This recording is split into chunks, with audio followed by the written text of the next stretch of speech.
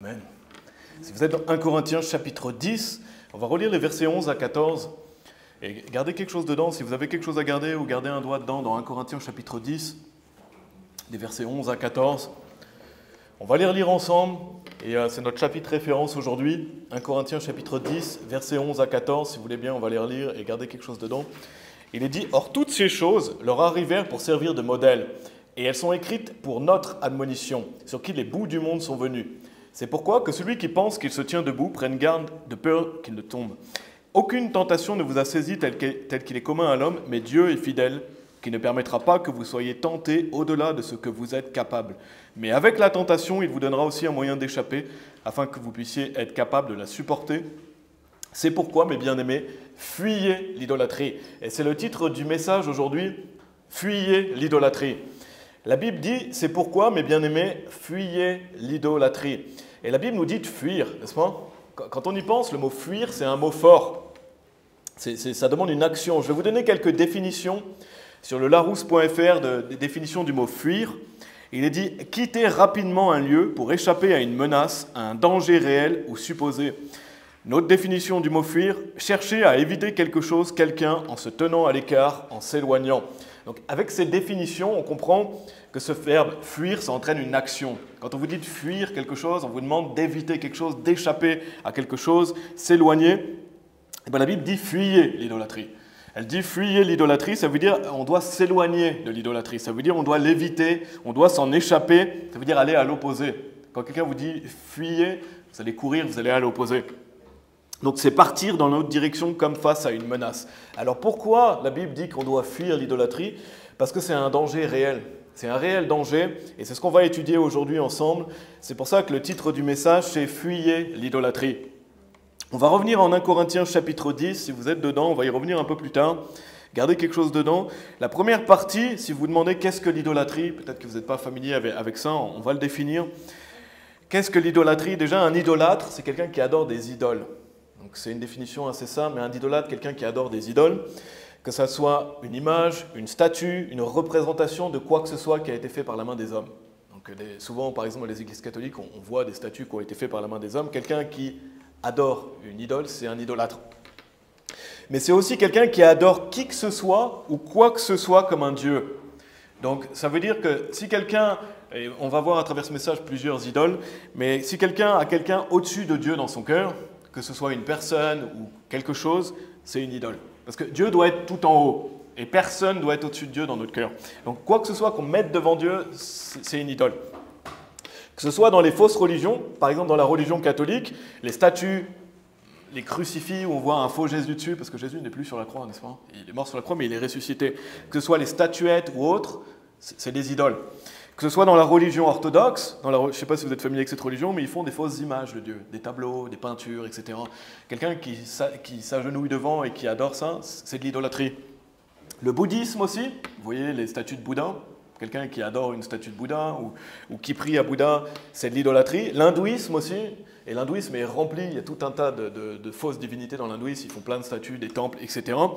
Toutes ces images des fausses divinités, c'est de l'idolâtrie, mais de manière générale, tous les faux dieux, que ce soit le faux dieu du judaïsme, de l'islam, du New Age, peu importe, quand c'est un faux dieu, si quelqu'un adore ce faux dieu, c'est de l'idolâtrie. Et non seulement ça, parce qu'on pourrait se dire, dans ces cas-là, je ne suis pas un idolâtre, parce que voilà, je veux adorer Dieu de la même manière, mais dans le monde, de manière générale, il y a beaucoup d'autres idoles, et c'est ce qu'on va voir à travers ce message. Il y a toutes les idoles de la vie. Par exemple, les gens qui vont idolâtrer une star, les gens qui vont idolâtrer un sportif, un acteur, un chanteur, une personnalité comme un dieu. Ça aussi, c'est se faire une idole. Il y a aussi l'idole de l'argent. Tournez dans le psaume 96, si vous voulez bien. Dans l'Ancien Testament, si vous avez l'Ancien Testament, ou peut-être vous avez le Nouveau avec les psaumes, c'est le psaume 96. Il y a l'idole de l'argent, il y a l'idole de la popularité, il y a l'idole du sport, l'idole de son corps physique, etc. On va voir ça en détail. Et c'est une chose qui est malheureusement commune dans notre monde, n'est-ce pas? L'idolâtrie est partout. Et si vous dites, comment ça, vous allez voir à travers le message qu'en fait, il y a beaucoup d'idoles. Il y a beaucoup d'idoles, et on va en parler plus en détail. Mais l'idolâtrie, retenez ça, c'est faire une idole de quelqu'un ou de quelque chose et c'est le mettre avant Dieu. Quand vous mettez quelqu'un ou quelque chose avant Dieu, c'est une idole. Regardez dans Psaume 96 au verset 5. Psaume 96, verset 5. Il est dit, car tous les dieux des nations sont des idoles, mais le Seigneur fit les cieux. Donc Dieu est clair, n'est-ce pas? Tous les dieux des nations sont des idoles. Donc tous les faux dieux, c'est une idole. Tout ce que quelqu'un met au-dessus de Dieu, c'est une idole. Donc la Bible nous définit ce que c'est. Par contre, on a le Seigneur qui fit les cieux, le vrai Dieu. Donc quelle que soit la fausse religion, même soi-disant chrétienne, comme le catholicisme, l'orthodoxie, voilà, ce n'est pas la vraie chrétienté, mais aussi d'une manière plus large, le faux Dieu du salut par les œuvres. Et on le retrouve par exemple, si vous allez dans une église pentecôtiste, ils vont vous dire qu'on peut perdre le salut. Ils vont vous dire, oh, si tu fais un grave péché, tu peux encore aller en enfer. Ça, c'est un mensonge. Dans le mormonisme, si vous allez dans une église mormone, ils vont vous dire que Jésus et Lucifer sont des frères et qu'ils ont un faux Jésus. Et donc, ils ont une idole. Pareil chez les témoins de Jéhovah, qui ne croient pas que Jésus-Christ est Dieu. Donc, à partir du moment où, dans une religion, le salut est par les œuvres, ou alors un autre Jésus vous est prêché, c'est un faux Dieu. C'est un faux Dieu, ce n'est pas le Dieu de la Bible. Et donc le vrai Dieu de la Bible, lui, il offre gratuitement le salut, n'est-ce pas? La Bible dit étant justifié gratuitement par sa grâce. Il n'y a pas plusieurs moyens d'aller au paradis, c'est gratuit. Et donc il y a juste à croire en Jésus-Christ. La Bible dit crois au Seigneur Jésus-Christ et tu seras sauvé. Elle ne dit pas crois et va à l'église, crois et sois une bonne personne. Non, juste croire en Jésus. Et quand on croit en lui, ce n'est pas par les œuvres, c'est un salut qui est éternel. Dieu vous donne la vie éternelle. Et ça, c'est la bonne nouvelle du salut. Amen. Donc si une autre religion enseigne quoi que ce soit de différent, c'est un faux Dieu. C'est un faux Dieu parce que ce n'est pas le vrai Dieu qui vous offre votre place au paradis. À partir du moment où vous devez œuvrer, quelle que soit la manière, avant ou après, ce n'est pas le Dieu de la Bible. Vous comprenez ce que je veux dire? C'est un faux Dieu. Et la Bible dit, car tous les dieux des nations sont des idoles. Donc fausse religion, faux Dieu et donc une idole. Tournez dans Exode chapitre 20. Si vous voulez bien, tout au début de Bible, si vous avez l'Ancien Testament, si vous ne l'avez pas, ce n'est pas grave, je vais simplement vous le lire, mais il y a Genèse et après il y a Exode. Si vous avez le Nouveau Testament, vous n'aurez pas Exode dedans, mais je vais simplement vous le lire. Mais dans Exode, Genèse, Exode, on va lire du verset 1 à 6, parce que c'est le premier commandement. Le premier commandement de Dieu, Dieu nous dit de ne pas avoir d'autre Dieu que lui. Et regardons les deux premiers commandements d'Exode chapitre 20, verset 1 à 6. Il est dit, et Dieu prononça toutes ces paroles, disant, je suis le Seigneur ton Dieu, lequel t'est sorti du pays d'Égypte, hors de la maison d'asservissement. Tu n'auras pas d'autre Dieu devant moi. Tu ne te feras aucune image taillée, ni aucune ressemblance d'aucune chose qui est dans le ciel en haut, ou qui est sur la terre en bas, ou qui est dans l'eau sous la terre. Dieu ne peut pas être plus clair, n'est-ce pas? Tu ne te fais pas d'image, tu ne te fais pas de statue. Tu ne te courberas pas devant elle, ni ne les serviras, car moi, le Seigneur ton Dieu, suis un Dieu jaloux, visitant l'iniquité des pères sur les enfants jusqu'à la 3e et 4e génération de ceux qui me haïssent, et faisant miséricorde aux milliers de ceux qui m'aiment et gardent mes commandements. Donc la Bible dit de ne pas avoir d'autre Dieu devant Dieu, et Dieu avec un petit d. Comme tout à l'heure je vous ai dit, tous les dieux des nations, ce n'est pas Dieu avec un grand D, c'est avec un petit d, parce que c'est des faux dieux. Donc la Bible nous dit de ne pas faire d'image taillée, de ne pas faire d'image et de ne pas se courber devant ni les servir, n'est-ce pas? Et Dieu prend ça très au sérieux. Il dit, je suis un Dieu jaloux. Dieu est jaloux. Ça veut dire que Dieu vous a créé, il veut que vous lui rendrez l'adoration et l'honneur qui lui est dû. Et pas que vous vous prosternez devant une image, ou un faux Dieu, ou une statue. Non, n'est-ce pas? Dieu est un Dieu. Il y a un sérieux avertissement ici. Il est dit, car moi le Seigneur ton Dieu, je suis un Dieu jaloux, visitant l'iniquité des pères sur les enfants. Donc Dieu ne partage pas sa gloire avec quelqu'un d'autre. Dieu ne partagera jamais sa gloire avec quelqu'un d'autre. Ça veut dire qu'on doit le mettre en premier. Il n'y a pas d'autre Dieu que le Dieu de la Bible. Amen. Et donc aujourd'hui, je vais surtout parler de l'idolâtrie pour une personne sauvée, parce que dans le contexte de 1 Corinthiens chapitre 10 qu'on a lu, ça parle à une église. Donc Paul parle à une église, donc il parle à des personnes qui sont déjà sauvées, pas à des personnes qui, par exemple, qui sont catholiques et qui se disent catholiques. Non, il parle à des gens déjà sauvés ici. Et c'est un commandement pour les chrétiens de fuir l'idolâtrie dans le contexte. Donc aujourd'hui, on va se focaliser plus sur l'idolâtrie pour une personne sauvée, donc pour un chrétien, donc pour nous. Si vous vous dites, moi je sais que je vais aller au paradis, je suis sauvé, eh ben, on va se focaliser beaucoup sur ça aujourd'hui, et non pas parler de l'idolâtrie des personnes qui, eux, ont un autre Dieu, par exemple. Même si je vais mentionner ça aussi comme illustration à travers le message. Donc là, on a défini qu'est-ce que l'idolâtrie. Retenez bien le fait que c'est quelqu'un qui adore qui que ce soit ou quoi que ce soit comme un Dieu. Et notamment, on a lu, car tous les dieux des nations sont des idoles, mais le Seigneur fit les cieux. Donc c'est faire une idole de quelqu'un ou de quelque chose. Donc avec ça en tête, on a mentionné aussi les fausses religions, mais maintenant je vais mentionner les idoles de manière générale, parce qu'il y a beaucoup d'idoles dans la vie. Et donc c'est la deuxième partie, donc le titre du message c'est « Fuyez l'idolâtrie ». Première partie, qu'est-ce que l'idolâtrie? Deuxième partie, les idoles. Et on va voir plusieurs idoles à travers cette partie, parce que vous vous dites... Vous dites, moi, je n'ai pas d'idole dans ma vie, vous allez voir à travers ce message qu'on doit prendre garde. On doit prendre garde parce qu'il y a des gens qui ont une idole, il y a des gens qui en ont même plusieurs dans leur vie. Et on doit prendre garde à ça, et les idoles vont faire que les gens arrêtent de servir Dieu. Quand vous mettez quelqu'un au-dessus de Dieu, malheureusement, vous êtes sur un chemin glissant pour arrêter de le servir. Donc c'est extrêmement important. Il faut être honnête avec soi-même. Chacun d'entre nous, on doit être honnête avec nous-mêmes à travers la liste qu'on va voir aujourd'hui, parce qu'on va voir plusieurs applications. Première chose que je veux souligner, pour une personne sauvée, qu'une personne sauvée doit fuir, c'est un faux Dieu prêché dans une fausse église.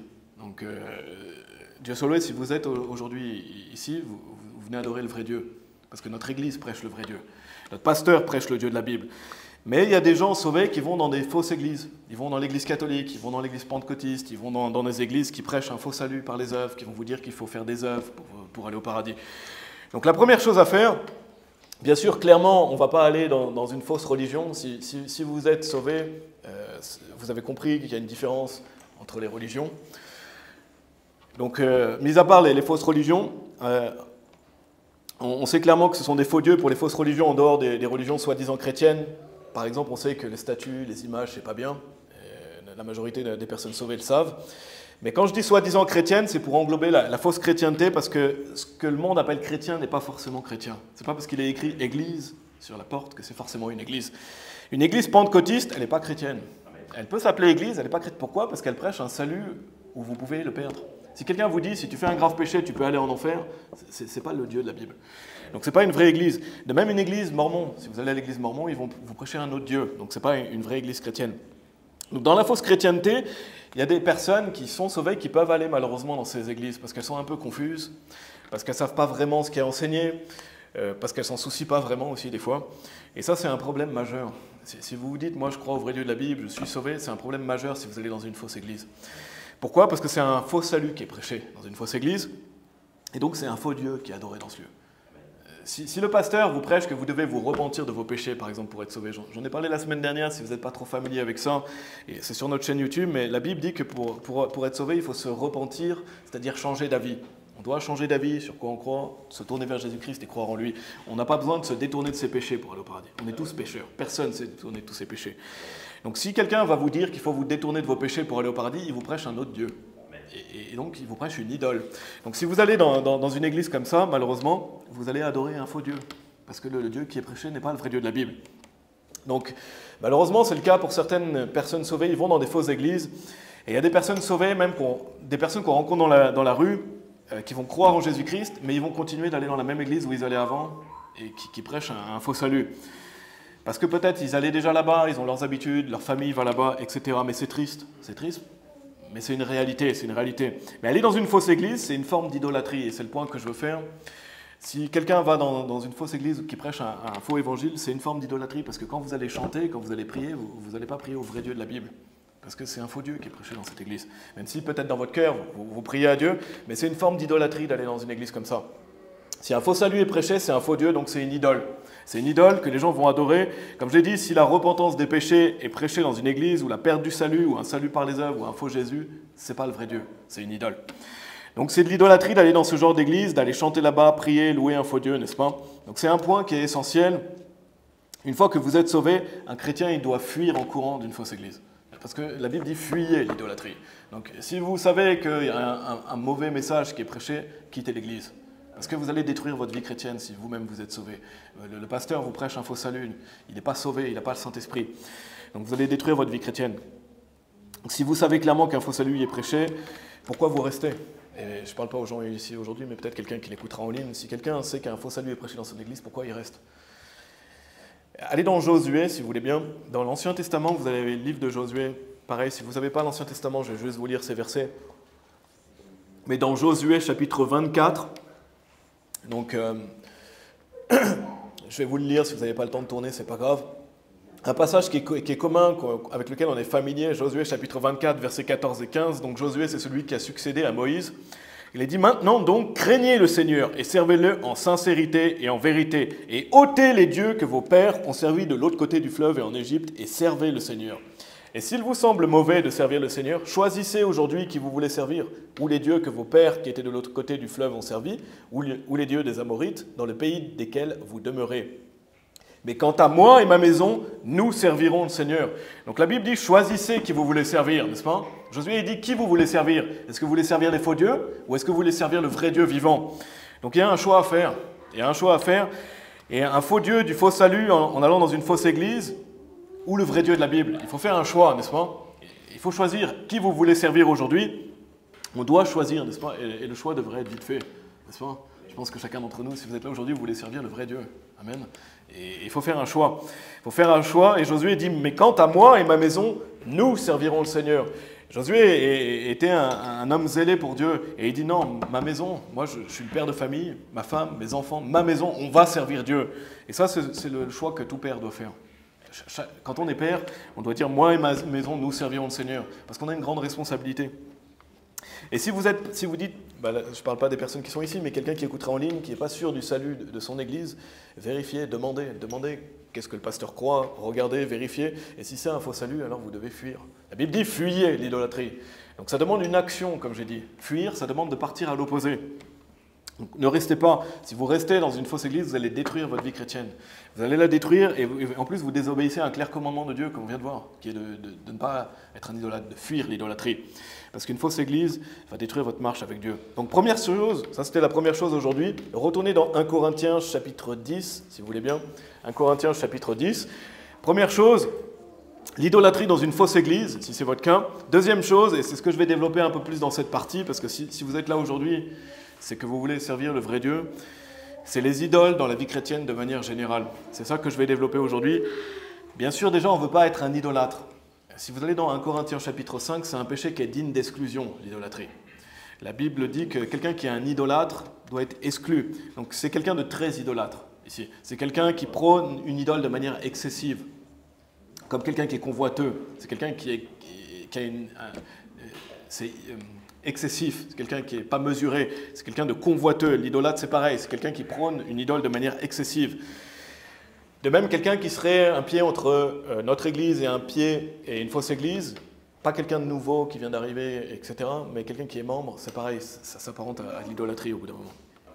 Donc, mis à part ça, on est tous plus ou moins sujets à l'idolâtrie, et on doit la fuir. Et c'est ça que je veux développer, parce qu'on est tous pécheurs, n'est-ce pas? On a tous commis des péchés, on a tous notre chair, on est tous faillibles, on a tous des failles, mais on veut vouloir progresser. Et ce domaine est extrêmement important. Si vous voulez réussir dans la vie chrétienne, vous devez mettre Dieu en haut et toujours le garder en premier. Donc fuir l'idolâtrie dans la vie chrétienne de manière générale. Et si vous sentez, on va voir une liste ensemble, si vous sentez qu'une de ces choses pour vous semble devenir une idole, alors vous devez fuir l'idolâtrie et vous devez agir sur ça. Et c'est valable pour chacun d'entre nous, parce qu'on est tous pécheurs. Et le commandement est valable pour tout le monde, fuyez l'idolâtrie. Donc faisons plusieurs applications. Regardez 1 Corinthiens chapitre 10, on va relire le verset 7. Donc si on sent que quelque chose devient une idole pour nous, on doit travailler sur ça. On doit travailler sur ça et c'est aussi l'objectif de ce message, que chacun d'entre nous on puisse avoir une vie chrétienne épanouie et de fuir l'idolâtrie. Regardez 1 Corinthiens chapitre 10, verset 7, il est dit « Ne soyez pas non plus idolâtres, comme l'étaient quelques-uns d'entre eux. Comme il est écrit, le peuple s'assit pour manger et boire, et ils se levèrent pour jouer. » Ça, c'est le verset 7. On va lire le verset 11 aussi pour le moment. On lira les autres versets après. Regardez le verset 11. Il est dit « Or, toutes ces choses leur arrivèrent pour servir de modèle, et elles sont écrites pour notre admonition sur qui les bouts du monde sont venus. » Et pour un contexte, donc on a lu 1 Corinthiens chapitre 10 avant le message, mais Paul parle de certains péchés que le peuple d'Israël ont commis, notamment la convoitise. Quand vous regardez 1 Corinthiens chapitre 10, il parle de la convoitise, il parle de l'idolâtrie, il parle de la fornication, il parle du fait de tenter Christ et il parle du murmure. Et au verset 11, il nous dit que ça nous sert de modèle. Or, toutes ces choses leur arrivèrent pour servir de modèle. Pourquoi Dieu nous rappelle ça? Parce que on doit prendre garde à ça. On doit prendre garde à ce qui est dit dans l'Ancien Testament. C'est valable pour nous aujourd'hui, là où on doit faire attention à ces péchés, de ne pas commettre la même chose. On doit craindre Dieu, on doit garder ses commandements, n'est-ce pas? Au verset 7, il est dit « Ne soyez pas non plus idolâtres, comme l'étaient quelques-uns d'entre eux. » Donc comme le peuple Israël, qui a fait de l'idolâtrie. Comme il est écrit, le peuple s'assit pour manger et boire, et ils se levèrent pour jouer. Alors je ne sais pas si vous êtes familier, il est dit « comme il est écrit ». Et quand il est dit « comme il est écrit », ça veut dire que ça fait référence à quelque chose ici dans l'Ancien Testament. Et je vais vous lire le passage, c'est dans Exode. Vous pouvez y tourner si vous voulez, simplement sinon je vais vous le lire. Parce que la Bible fait référence à quelque chose quand il est dit « comme il est écrit, le peuple s'assit pour manger et boire, et ils se levèrent pour jouer ». À quoi ça fait référence? Dans Exode chapitre 32, on va lire à partir du verset 1. Exode 32, verset 1, il est dit « Et lorsque le peuple vit que Moïse s'attardait à descendre du mont, le peuple s'assembla autour d'Aaron et lui dit « Lève-toi, fais-nous des dieux, lesquels iront devant nous, car quant à ce Moïse, l'homme qui nous a fait monter hors du pays d'Égypte, nous ne savons ce qui lui est advenu. » Et Aaron leur dit « Brisez leurs boucles d'oreilles d'or, lesquelles sont aux oreilles de vos femmes, de vos fils et de vos filles, et apportez-les-moi. » Et tous brisèrent les boucles d'oreilles d'or, lesquelles étaient à leurs oreilles, et les apportèrent à Aaron. Et il les reçut de leurs mains, et les façonna avec un burin, après qu'il en fit un veau en métal fondu, et ils dirent « Ceux-ci sont tes dieux, ô Israël, lesquels t'ont fait monter hors du pays d'Égypte. » Et lorsqu'Aaron le vit, il bâtit un autel devant lui, et Aaron fit une proclamation et dit « Demain sera une fête au Seigneur. » Et ils se levèrent tôt le lendemain, et offrirent des offrandes consumées, et amenèrent des offrandes de paix. Et notez ce qu'il est dit, « Et le peuple s'assit pour manger et boire, et se levèrent pour se divertir. » Donc c'est à ça que ça fait référence. On lit ici, le peuple s'assit pour manger et boire, et se levèrent pour se divertir. Donc ça, c'est ce qui s'est passé dans Exode. Et dans 1 Corinthiens chapitre 10, il est dit, comme il est écrit, le peuple s'assit pour manger et boire, et ils se levèrent pour jouer. Donc ça fait référence à cet épisode-là. Quand on a lu le passage dans 1 Corinthiens chapitre 10, où il est dit « Ne soyez pas non plus idolâtres comme l'étaient quelques-uns d'entre eux, comme il est écrit, le peuple s'assit pour manger et boire et se levèrent pour jouer », ça fait référence à cet épisode où Moïse, si vous êtes familier, Moïse va monter sur le mont. Ça fait référence à cet épisode-là où il va aller sur le mont. Et on le lit à la fin du chapitre d'avant, je vais simplement vous lire, il est dit « Et il donna à Moïse, lorsqu'il eut terminé de s'entretenir avec lui sur le mont Sinaï, 2 tables du témoignage, tables de pierre écrites du doigt de Dieu. » Donc Dieu avait donné les 2 tables de la loi à Moïse sur le mont. Moïse était monté sur le mont, mais le peuple était resté en bas. Et c'est ça le contexte de Exode 32. Mais le temps de son absence, le temps que Moïse s'absente, qu'il est avec Dieu, Dieu lui donne les commandements, etc., et le peuple va pousser Aaron à commettre l'idolâtrie. Il est dit « Lève-toi, fais-nous des dieux, lesquels iront devant nous. » Donc il y a le peuple qui vient vers Aaron et qui dit « Moïse, on ne sait pas ce qui est devenu de lui, fais-nous une idole. » Et ils sont en train de dire « Fais-nous une idole. » Et Aaron, à ce moment-là, on voit clairement qu'il est un mauvais leader. Il aurait dû dire « Non, on ne fait pas ça. Non, on adore le vrai Dieu de la Bible. » Mais Aaron se laisse avoir par le peuple. Il va faire ce que le peuple demande. Et c'est une demande qui est malfaisante, parce que là, ils veulent faire une idole. Mais il y avait des personnes sauvées parmi le peuple, n'est-ce pas? Il y avait des personnes sauvées, il y avait le peuple de Dieu parmi ce peuple.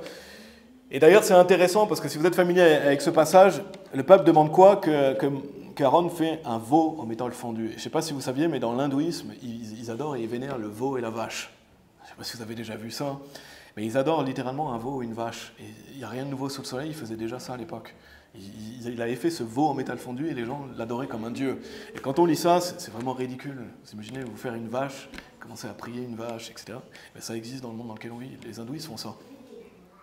Et c'est malheureux, c'est triste. Mais là, le peuple veut faire une idole.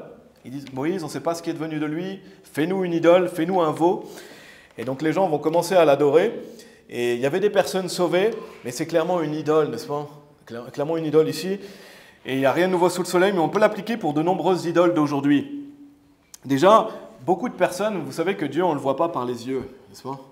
Personne ne voit Dieu physiquement. Par contre, on le voit par la foi, à travers sa parole qui est prêchée. Mais il y a beaucoup de personnes qui vont se faire des faux dieux parce qu'ils ne voient pas Dieu avec leurs yeux et ils veulent voir quelque chose. C'est charnel. Les gens veulent voir quelque chose, donc ils vont retourner leur adoration face à une statue, face à un tableau, face à quelque chose. Et face aux idoles de la vie. Déjà, la première idole que je veux souligner, c'est l'idole de l'argent. Combien de personnes idolâtrent l'argent? Le problème, ce n'est pas l'argent, le problème, c'est l'amour de l'argent. Parce qu'on a besoin d'argent pour vivre, n'est-ce pas? On a besoin de gagner de l'argent. Le problème, c'est qu'il y a beaucoup de chrétiens qui ne servent pas Dieu parce que leur idole, c'est l'argent. Leur idole, c'est gagner plus d'argent, d'être riche. C'est d'être riche. Combien de chrétiens ne vont pas à l'église? Ils ne vont pas évangéliser, ils ne lisent pas la Bible à cause de cet amour de l'argent. Ils se disent, non, moi, je n'ai pas le temps de servir Dieu. Je dois gagner plus d'argent, je veux plus d'argent, je veux être riche. Et il y a beaucoup de gens qui font passer leur carrière avant Dieu. Il y a beaucoup de gens qui font passer leur succès professionnel avant le fait de servir Dieu. Et là, ça devient une idole. Parce que si vous mettez votre carrière au-dessus de Dieu, ça devient une idole. Ça devient plus important que Dieu. Et c'est triste, mais mes amis, l'idolâtrie, c'est une plaie. Et quelqu'un qui idéalise l'argent, idolâtre l'argent, a l'amour de l'argent, si quelqu'un ne va pas à l'église, il ne va pas servir Dieu parce que l'argent prend le dessus, alors c'est une idole. N'est-ce pas? Et ça, on doit tous prendre garde à ça. On doit tous prendre garde à ça. Et bien sûr, ce n'est pas juste quelqu'un qui ne vient pas à un service le dimanche, mais c'est quelqu'un qui vient plus sur la durée. Quelqu'un voilà, au bout d'un mois, 2 mois, il commence à dire non, je ne peux plus servir Dieu parce que je veux plus d'argent. Là, ça devient une idole. Ça devient une idole. Et tournez dans Colossiens chapitre 3, si vous voulez bien. Colossiens chapitre 3. Donc la première idole que je veux souligner, auquel on doit prendre garde en tant que chrétien, c'est l'idole de l'argent. Et c'est une idole pour beaucoup de gens. Beaucoup de gens, leur objectif dans la vie, c'est être riche. Je veux devenir riche, je veux plus d'argent. Et c'est aussi le cas chez les chrétiens. Regardez dans Colossiens chapitre 3, je vais vous lire Éphésiens chapitre 5, verset 5. En attendant, il est dit « Car vous savez ceci, que ni proxénète, ni personne souillée, ni homme convoiteux, qui est un idolâtre, n'a aucun héritage dans le royaume de Christ et de Dieu. » Donc la Bible dit que quelqu'un qui est convoiteux, c'est un idolâtre. Et regardez dans Colossiens chapitre 3, au verset 5, il est dit « Mortifiez donc vos membres, lesquels sont sur la terre, fornication, impureté, affection démesurée, mauvaise concupiscence et convoitise, qui est idolâtrie. » La Bible dit que, bien sûr, quand on est sauvé, on a l'esprit, on a le nouvel homme, mais on a aussi la chair. Et donc la Bible, ce n'est pas automatique. On doit décider de mortifier la chair, donc de marcher par l'esprit. Et la Bible nous dit la convoitise qui est idolâtrie. Donc quand vous convoitez plus d'argent, c'est de l'idolâtrie, parce que vous faites une idole de l'argent. Donc quelqu'un qui veut être riche, qui a l'amour de l'argent, c'est de la convoitise. La Bible dit que c'est de l'idolâtrie. Alors il n'y a rien de mal à avoir une bonne carrière, n'est-ce pas ?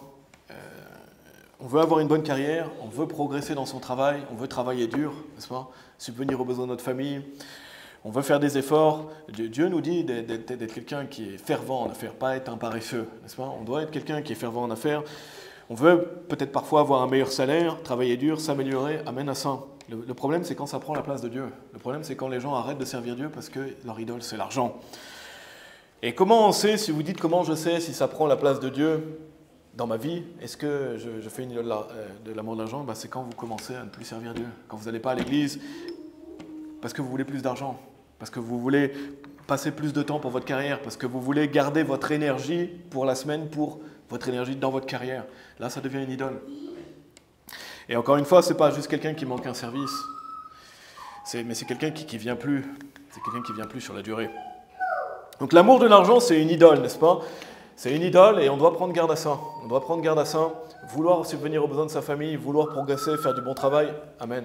Mais ça ne doit pas devenir une idole, n'est-ce pas ? C'est la même chose pour l'idole du confort. Il y a des gens, leur idole, c'est le confort. C'est avoir une vie facile. Il y a des gens, tout ce qu'ils veulent dans la vie, c'est avoir une vie facile. Avoir du confort, avoir une vie facile. Il y a des gens qui ne vont pas vivre la vie chrétienne parce qu'ils veulent une maison plus confortable. Ils veulent une voiture plus confortable. Ils veulent un camping-car. Ils veulent passer sans arrêt des vacances, etc. Ou leur idole dans la vie, là, ça devient... le confort devient une idole pour eux. Ça devient une idole. Encore une fois, rien de mal à vouloir du confort, mais ça ne doit pas primer sur la vie chrétienne. N'est-ce pas ? On ne doit pas faire du confort notre idole, où tout tourne autour de « je veux une vie facile, je veux plus de confort ». Servir Dieu, pour moi, non. Non, là, ça devient une idole. Ça veut dire que vous mettez ça avant Dieu. Et combien de chrétiens ne veulent pas servir Dieu parce qu'ils veulent toujours plus ? Ils veulent toujours plus. Un bateau, un camping-car, une grande maison, une plus belle voiture, etc. Et c'est relié à l'amour de l'argent, cette idole. Tournez dans Apocalypse, chapitre 9, si vous voulez bien. Donc là, je vous fais une liste. Je vous rappelle, on voit plusieurs idoles, et notamment les idoles de la vie, et simplement pour que on puisse prendre garde. Et on a ce commandement de fuir l'idolâtrie. Tournez dans Apocalypse chapitre 9, donc c'est tout en fin de Bible, si vous avez le Nouveau Testament, même l'Ancien Testament. À la fin de la Bible, vous avez le livre de Révélation, Apocalypse. Donc on a vu l'idole de l'amour de l'argent, on a vu l'idole du confort. Lisons Apocalypse chapitre 9 au verset 20. Donc ça parle des événements à venir, à la fin du monde. Ça parle de la colère de Dieu. Regardez au verset 20, il est dit « Et le reste des hommes qui ne furent pas tués par ces plaies, donc quand Dieu va déverser sa colère sur la terre, ne se repentirent cependant pas des œuvres de leurs mains, du fait qu'ils ne devraient pas adorer les diables. » Et d'ailleurs, derrière les idoles, il y a le diable. Si quelqu'un adore une statue, il y a le diable derrière. Ça doit faire réfléchir. Il est dit « Et les idoles d'or, d'argent, de cuivre, de pierre et de bois, lesquelles ne peuvent ni voir, ni entendre, ni marcher. » Donc si je vous souligne ce passage, vous voyez, il est dit les idoles d'or, d'argent, de cuivre, de pierre et de bois. Donc ça fait penser à une grande diversité d'idoles. Ici, ça fait référence par exemple à des statues qui sont en or, d'autres qui sont en pierre, d'autres qui sont en bois, etc. Mais on voit qu'il y a une grande diversité des idoles. Et dans notre société moderne, ça peut s'appliquer dans beaucoup de domaines. On peut l'appliquer dans beaucoup de domaines. Autre chose que je veux souligner, il y a aussi des gens qui ont comme idole leur corps physique. Et je pense que vous avez tous connu des gens comme ça. Leur idole, c'est eux-mêmes. C'est-à-dire, c'est leur corps physique. Ils passent leur énergie et leur vie à faire une idole de leur corps physique. Ils vont par exemple passer tout leur temps à faire du sport. Mais de manière excessive, pas juste faire du sport parce qu'ils veulent avoir une bonne santé, mais par exemple à travers le bodybuilding, à travers aussi l'obsession de l'apparence, la mode. Pour certaines personnes, leur idole, c'est leur corps physique. Et toute leur vie tourne autour de « je veux sculpter un corps physique parfait ». Et là, ça devient une idole, n'est-ce pas? Il y a des gens qui ne vont pas servir Dieu parce qu'ils pensent qu'à ça. Ils pensent qu'à eux-mêmes, leur apparence, etc. Des personnes sont obsédées par leur apparence, par leur corps physique. Ils sont obsédés par le fait comment les autres me voient. Donc là, ça devient une idole. Et bien sûr, encore une fois, la Bible ne nous dit pas d'être sale, de venir en pyjama, n'est-ce pas? On doit prendre soin de nous, on doit prendre soin de notre apparence. Mais ça ne doit pas être le centre de notre vie. On ne doit pas penser qu'à ça, n'est-ce pas? Ça ne doit pas prendre la place de Dieu. Donc ça peut être une idole. Le sport aussi, encore une fois, c'est bien de faire du sport, mais pas d'en faire une idole. Il y a des gens qui ne vont pas aller à l'église le dimanche. Pourquoi? Parce qu'ils ont une compétition de sport. Parce que c'est le sport pour eux le dimanche. C'est leur match, c'est leur compétition de sport. Ils ne vont pas aller évangéliser parce que le sport est plus important. Ils ne vont pas lire la Bible parce que le sport est plus important. Là, ça devient une idole également. Donc, vous voyez ce que je veux dire? Dans ces cas-là, dès que autre chose prend la place de Dieu, comme ça peut être le sport, ça peut être soi-même, ça devient une idole. Tournez dans Ésaïe chapitre 19, ça c'est l'Ancien Testament toujours, Ésaïe 19. Même chose pour les jeux vidéo, je le mentionne. J'espère que ce n'est pas le cas pour quelqu'un ici, mais les jeux vidéo peuvent être une idole aussi pour certaines personnes. Les gens vont passer toute leur vie à jouer aux jeux vidéo et ils se disent non, je ne vais pas aller à l'église, je ne vais pas mener la vie chrétienne parce qu'il y a une obsession vers les jeux vidéo. Et les gens pour qui le centre de leur vie, c'est les jeux vidéo. Là, ça devient une idole. Autre chose, le cinéma, les séries. Donc, tournez dans Ésaïe 19, je vais vous lire le verset 3. Il est dit « Et l'esprit de l'Égypte s'évanouira au milieu d'elle, et je détruirai son conseil, et ils interrogeront les idoles et les charmeurs, et ceux qui évoquent les esprits et les devins. » Donc, ce qu'offre l'Égypte. Et l'Égypte est souvent comparée au monde. Et qu'est-ce que le monde offre souvent? Le cinéma, n'est-ce pas? Les séries, le cinéma, la télévision, le divertissement, et ça promeut tout un tas d'idoles à travers ça. Tout un tas d'idoles sont promues à travers ça. Et c'est intéressant parce qu'il est dit, ils interrogeront les idoles, et après il est dit, et les charmeurs, et ceux qui évoquent les esprits et les devins. Donc on voit idoles, charmeurs, et on voit les esprits et les devins. Et ça me fait penser à le nombre, combien de films, combien de séries promeuvent la magie et la sorcellerie. C'est impressionnant, même dans les livres pour enfants, combien de fois vous voyez un sorcier ou une sorcière. Pourquoi ça? Parce qu'il y a le diable derrière. Le diable veut promouvoir ça. Il veut promouvoir ça. Si vous pensez par exemple à Harry Potter, ça a eu un grand succès. C'est un excellent exemple, et ce film est une idole pour des personnes. Pour certaines personnes, leur dieu, c'est Harry Potter. C'est la magie, c'est la sorcellerie. Et c'est promu à travers ça, c'est promu à travers le cinéma, le divertissement, etc. Mais donc le cinéma, de manière générale, les séries, et si vous êtes honnête, vous savez que le cinéma, les séries, ça promeut tout un tas de perversions et d'immoralité, n'est-ce pas? Combien de mauvaises choses il y a dans les séries, dans les films, n'est-ce pas? Ça promeut tout ça. Mais aussi, ça pousse les gens à devenir idolâtres. Quelle que soit la manière, l'amour de l'argent, le confort, la convoitise. Et c'est une idole pour certaines personnes. Il y a des gens qui ne vont pas lire la Bible, ne vont pas prier, parce que pour eux, c'est plus important de regarder des séries à la télévision. C'est plus important d'aller au cinéma. Le cinéma est une idole pour eux. Préférer aller au cinéma qu'à l'église. Donc vous voyez ce que je veux dire? Ça peut devenir une idole si ça prend la place de Dieu. Tournez-le dans le psaume 106, si vous voulez bien. Psaume 106. Donc à travers cette deuxième partie, on voit les idoles.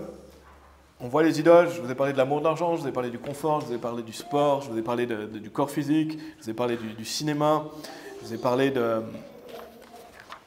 des séries. Autre chose, Psaume 106, versets 34 à 36. Il est dit, « Ils ne détruisirent pas les nations comme le Seigneur le leur commanda, mais ils furent mélangés parmi les païens. » Donc Dieu avait dit de détruire les nations devant eux pour que justement, ils ne suivent pas les dieux des païens. Et apprirent leur manière de faire, et ils servirent leurs idoles, lesquelles furent un piège pour eux. Et si vous êtes familier avec l'Ancien Testament, combien de fois le peuple d'Israël se prostitue après des idoles? C'est sans arrêt ça. Ils se font des dieux, ils se font des idoles, etc. Donc on voit que c'est un péché majeur, ça n'a pas disparu aujourd'hui. Et même si vous n'adorez pas des statues, des images, etc., il y a d'autres idoles dans la vie, et c'est ça que je veux souligner. Attention aux idoles, parce qu'on peut faire une idole de quoi que ce soit ou de quelqu'un. Et donc là, la Bible dit de ne pas vivre comme le monde, et notamment on peut l'appliquer aux idoles qui sont promues par le monde. Comme j'ai dit, le cinéma, mais aussi la musique.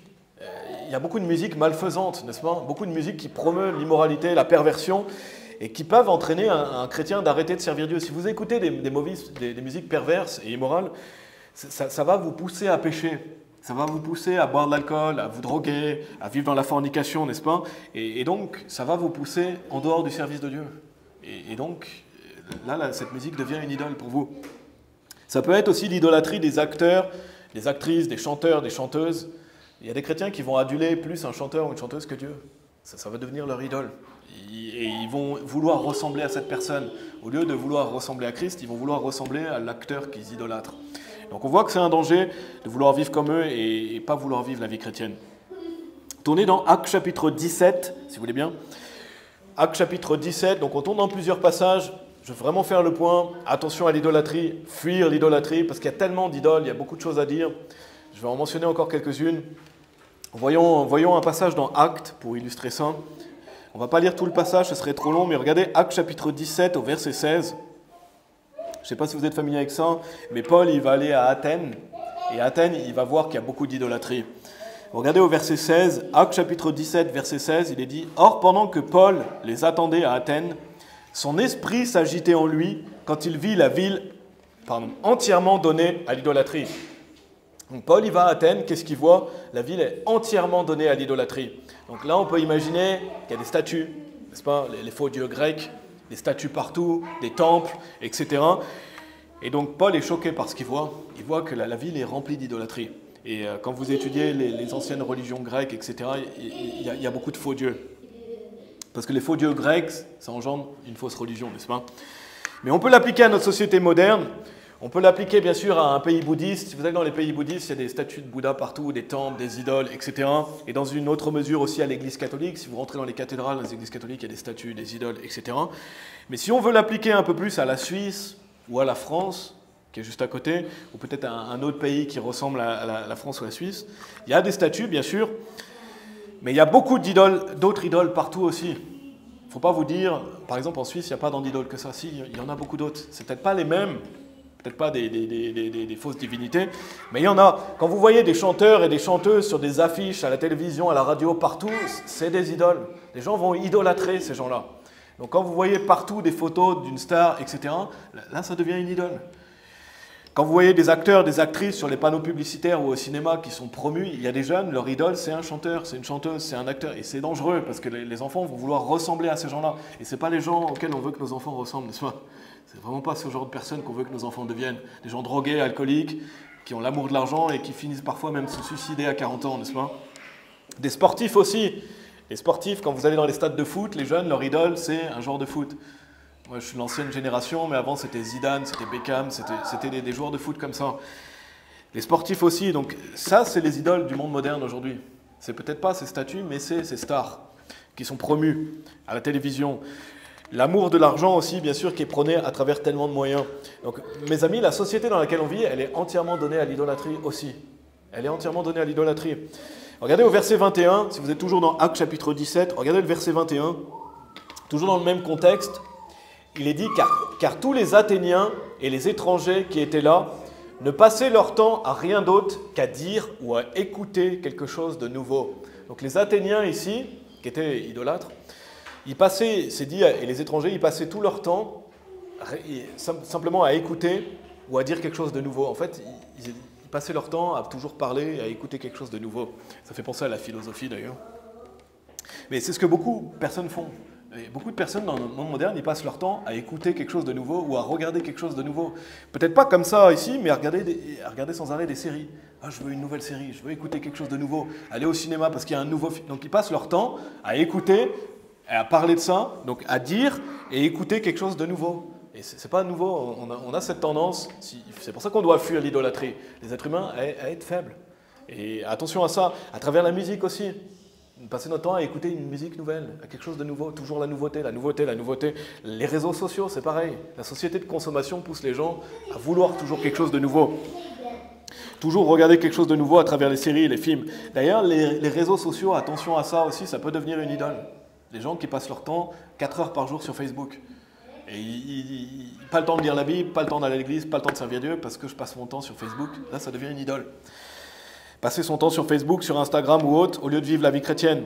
Et ça peut être une tentation pour certaines personnes plus que d'autres, mais attention que ça ne devienne pas une idole. Ça ne doit pas, par exemple, aller sur Facebook, ça ne doit pas remplacer votre lecture de la Bible.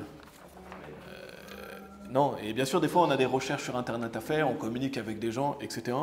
Internet, on peut bien l'utiliser, mais les réseaux sociaux, ils doivent rester à leur place et ça ne doit pas prendre la place de Dieu.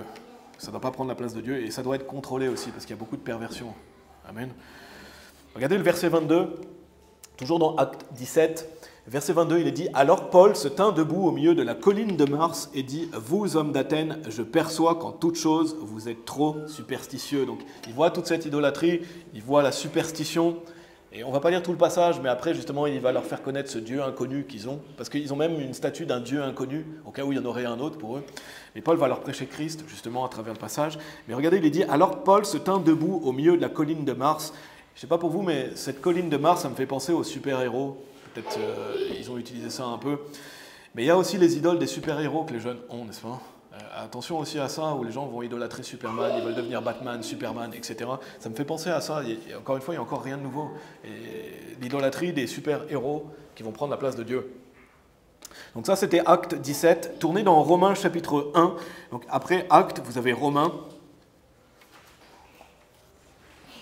Une autre idole que je veux mentionner, je voulais m'assurer que ça parle à chacun d'entre nous.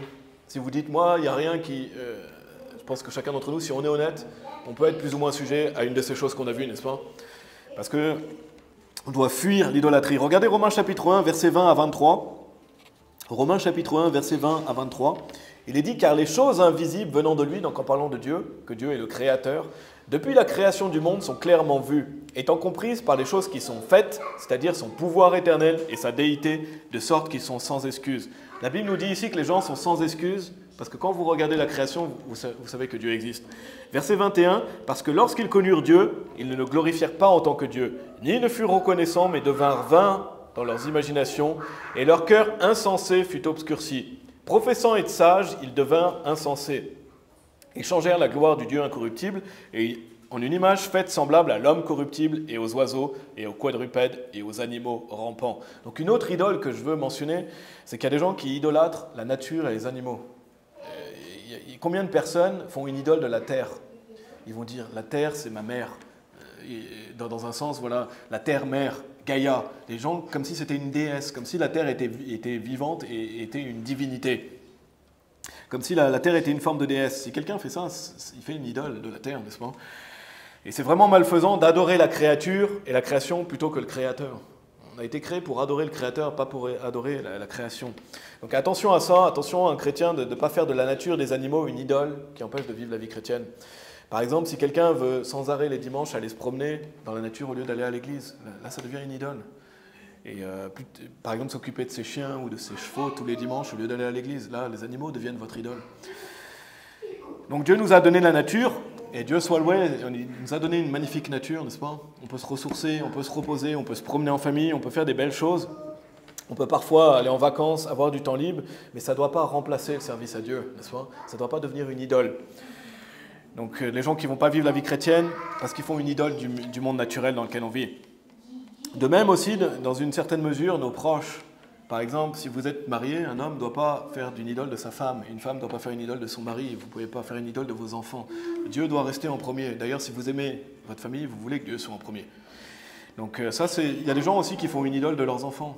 Leurs enfants sont plus importants que Dieu. Non, Dieu reste la personne la plus importante et on veut les élever pour lui. On veut aimer nos enfants, mais Dieu reste toujours en premier. C'est une autre idole aussi que les personnes peuvent faire. Dernière chose que je veux souligner dans cette partie, c'est les pasteurs et les enseignants de la Bible. Déjà, bien sûr, écoutez pas un faux pasteur. Et il y a des chrétiens qui ont pour idole un faux prophète. Même une personne sauvée pourrait avoir une idole d'un faux prophète, ça arrive. Ils ne croient pas dans leur faux salut, mais ils peuvent les écouter, ils peuvent vivre leur vie chrétienne en fonction d'eux. Je vous donne un exemple, peut-être que vous ne connaissez pas, mais John MacArthur, il est assez connu sur Internet. C'est un faux prophète, mais beaucoup de gens le sauvés l'écoutent. Et pour eux, c'est leur autorité. Il a autorité, donc c'est comme si son autorité était supérieure à la Bible. Donc là, ils ont une idole d'un faux prophète. Donc ça peut être par un faux prophète, mais ça peut être pour un vrai pasteur aussi. Un vrai pasteur ne doit pas être une idole. On doit toujours mettre la Bible en premier. C'est toujours que dit la parole de Dieu, mais pas que dit ce pasteur, n'est-ce pas? C'est que dit la parole de Dieu. Et bien sûr, on doit estimer le travail d'un pasteur. On doit estimer le travail d'un pasteur, on doit aimer notre pasteur, le suivre comme il suit Christ, amen. Mais on ne doit pas être un idolâtre. Notre pasteur ne doit pas remplacer Dieu. Et ça se voit, parce que ça se voit des fois qu'il y a des personnes qui idolâtrent tel ou tel pasteur. Et il y en a même parfois que quand leur idole leur plaît plus, donc ils vont idolâtrer un pasteur, dès que leur idole leur plaît plus, ils vont tourner complètement, ils vont se mettre à les détester, les attaquer. Et ça, c'est vraiment bizarre. C'est vraiment étrange. Mais il y a des personnes... Pourquoi ? Parce qu'il y a des personnes parfois qui vont prétendre croire le salut, ils vont prétendre croire la Bible, mais dès que leur idole leur convient plus, finalement ils ne croient plus au vrai salut. Donc on voit que leur foi était dans une idole, mais pas dans la parole de Dieu. Et ça arrive que des gens soient comme ça, ils feignaient être sauvés, ils feignaient être des chrétiens, mais en fait ils étaient juste là parce que leur idole c'était leur pasteur. Et ça ne doit pas être comme ça. Donc après avoir vu toutes ces idoles, la liste pourrait continuer. On pourrait continuer jusqu'à ce soir, on va arrêter là. Qu'est-ce qu'on doit faire ? Je pense que vous avez compris. Après avoir vu toutes ces idoles de la vie qu'on peut avoir dans la vie chrétienne, c'est fuir l'idolâtrie, n'est-ce pas ? Fuir l'idolâtrie. On a vu première partie, qu'est-ce que l'idolâtrie ? Deuxième partie, les idoles. Troisième partie, fuir l'idolâtrie. Et retournez dans 1 Corinthiens chapitre 10, si vous voulez bien. Donc fuir veut dire à l'opposé. Je vous rappelle, le temps que vous retournez dans 1 Corinthiens chapitre 10, je l'ai dit au début du message, quelques définitions sur le larousse.fr. Quitter rapidement un lieu pour échapper à une menace, à un danger réel ou supposé. Chercher à éviter quelque chose, quelqu'un, en se tenant à l'écart, en s'éloignant. Donc comme j'ai mentionné, le mot fuir entraîne une action. Échapper, éviter. La Bible dit fuyez l'idolâtrie. Pourquoi ? Parce que c'est un danger réel. C'est un danger réel, on vient de le voir, tellement de formes d'idoles, tellement de pièges, c'est vraiment un danger réel. Regardez 1 Corinthiens chapitre 10, relisons des versets 11 à 14. 1 Corinthiens chapitre 10, versets 11 à 14, on arrive après vers la fin du message. Regardez, il est dit « Or toutes ces choses leur arrivèrent pour servir de modèle, et elles sont écrites pour notre admonition, sur qui les bouts du monde sont venus. C'est pourquoi que celui qui pense qu'il se tient debout prenne garde de peur qu'il ne tombe. Aucune tentation ne vous a saisi tel qu'il est commun à l'homme, mais Dieu est fidèle qui ne permettra pas que vous soyez tentés au-delà de ce que vous êtes capable. Mais avec la tentation, il vous donnera aussi un moyen d'échapper, afin que vous puissiez être capable de la supporter. C'est pourquoi, mes bien-aimés, fuyez l'idolâtrie. » Et voyez au verset 12, il nous met en garde justement, il dit « Celui qui pense qu'il se tient debout prenne garde de peur qu'il ne tombe. » Et c'est dans un contexte où il a fait mention des péchés, notamment de l'idolâtrie, n'est-ce pas ? Juste après, d'ailleurs, au verset 14, il dit « C'est pourquoi, mes bien-aimés, fuyez l'idolâtrie. » Donc dans ce contexte, Dieu nous dit « Attention, si vous pensez vous tenir debout, prenez garde de ne pas tomber. » N'est-ce pas ? Il dit « Attention à ça. » Donc ça veut dire si quelqu'un se croit fort, si quelqu'un se croit intouchable, tout va bien pour moi, pas besoin de faire attention, la Bible dit « Attention, de peur que tu tombes. » Donc quelqu'un pourrait se dire « Moi, je n'ai pas besoin de fuir l'idolâtrie. Moi, je n'ai pas besoin, je sais que je ne serai jamais un idolâtre. Je sais que je peux me permettre de jouer avec l'idolâtrie. Je sais que je peux écouter, regarder n'importe quoi. » Ben, la Bible dit « Attention à ça. Attention, si vous croyez vous tenir debout, de peur que vous ne tombiez. » Donc c'est valable pour chacun d'entre nous. On doit fuir. On doit fuir, comme je vous l'ai dit, ce n'est pas jouer avec le feu, entre guillemets. Non, on doit fuir à l'opposé. Croire qu'on peut être mal influencé et qu'on est... Il y a des gens qui croient qu'ils ne peuvent pas être mal influencés ou qui sont intouchables. Mais non, on est des êtres humains. Donc on doit fuir l'idolâtrie. La Bible dit, celui qui pense qu'il se tient debout, prenne garde de peur qu'il ne tombe. Ça veut dire, on est faible, notre chair est faible, on est sujet à l'idolâtrie, on est faillible, donc on doit prendre garde à ça. Amen. On doit prendre garde à l'idolâtrie et la fuir. Et c'est pour ça que le commandement implique une action, fuir l'idolâtrie. Donc ça veut dire quoi ? Ça veut dire qu'on ne doit pas se mettre dans certaines situations, éviter certaines situations, éviter d'écouter certaines choses, éviter de regarder certaines choses qui vont vous pousser vers ça. Travailler activement aussi à garder Dieu en premier, et je vais en parler dans la dernière partie. Mais on doit être conscient du danger de l'idolâtrie, ses conséquences, et on doit se confier en Dieu. Et certaines personnes sont plus sujettes à l'idolâtrie que d'autres. Je vais vous lire, tournez dans 1 Jean chapitre 5, si vous voulez bien. C'est le dernier passage où vous allez tourner, 1 Jean chapitre 5. Je vais vous lire 1 Samuel 15, verset 23. Il est dit « Car la rébellion est comme le péché de divination, et l'obstination est comme l'iniquité et l'idolâtrie.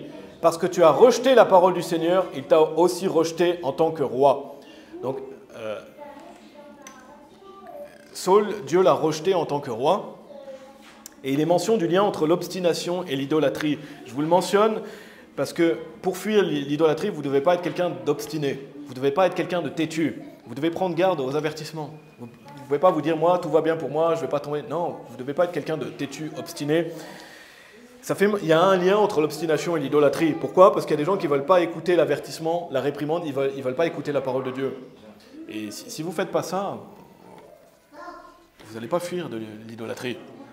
Donc prendre garde à la parole de Dieu qui permet de fuir l'idolâtrie, justement. La Bible dit « Aucune tentation ne vous a saisi tel qu'il est commun à l'homme, mais Dieu est fidèle qui ne permettra pas que vous soyez tentés au-delà de ce que vous êtes capable, etc. » Ça veut dire que Dieu vous aide. Si vous dites « Moi, je n'ai pas d'autre solution », si il y a une autre solution, Dieu peut ouvrir une porte et il va ouvrir une porte pour échapper à ça. Et notamment à l'idolâtrie également. Parce que je vous rappelle, mais Dieu nous a créés pour l'adorer. Chacun d'entre nous, on a été créés pour adorer Dieu. Ça veut dire que nous, les êtres humains, on a besoin d'adorer. On a besoin d'adorer. Et c'est pour ça que vous voyez plein de gens qui sont dans l'idolâtrie. Pourquoi? Parce que l'être humain a été créé pour adorer Dieu. Donc si vous n'adorez pas Dieu, vous allez adorer quelque chose d'autre. Et pourquoi les êtres humains sont sans arrêt en recherche, soit d'un faux Dieu, soit de trouver une idole? Parce qu'on a été créé pour adorer. Donc si on ne décide pas de mettre Dieu en premier, si on ne décide pas d'adorer Dieu en premier, on va être dans l'idolâtrie. Donc c'est ça la solution. La solution principale pour fuir l'idolâtrie, c'est ma dernière partie qui est rapide, c'est mettre Dieu en premier. Mettre Dieu en premier et le garder à cette position. Quatrième partie, placer Dieu en premier. Regardez 1 Jean chapitre 5, versets 20 et 21. 1 Jean chapitre 5, versets 20 et 21. Il est dit « Et nous savons que le Fils de Dieu est venu, et il nous a donné une compréhension, afin que nous puissions connaître celui qui est vrai. Et nous sommes en celui qui est vrai, à savoir en son Fils, Jésus-Christ. C'est lui le vrai Dieu et la vie éternelle. Petits enfants, gardez-vous des idoles. Amen. » Donc mettre le vrai Dieu en premier, c'est mettre Dieu, le Seigneur Jésus-Christ en premier, n'est-ce pas? On met le Seigneur Jésus-Christ en premier, et le Seigneur Jésus, c'est la parole de Dieu. Donc le Seigneur Jésus est la parole de Dieu. Donc comment fuir l'idolâtrie? En lisant la Bible. Il faut lire la Bible chaque jour. On a besoin de lire la Bible chaque jour. Ça nous permet de fuir l'idolâtrie. Ça nous permet de garder nos pensées sur Dieu. Parce que Jésus est la parole. Si vous voulez adorer Jésus, vous devez adorer sa parole. Comment mettre Dieu en premier dans nos vies? En lisant sa parole. En faisant les choses essentielles de la vie chrétienne. C'est pas quelque chose de compliqué. Comment on met Dieu en premier? En lisant la Bible, en priant, en allant à l'église, en se détournant du péché. Tout ça, ça permet de garder Dieu en premier et de le mettre en premier dans nos vies. Et lire la Bible le matin, ça aide grandement à ça.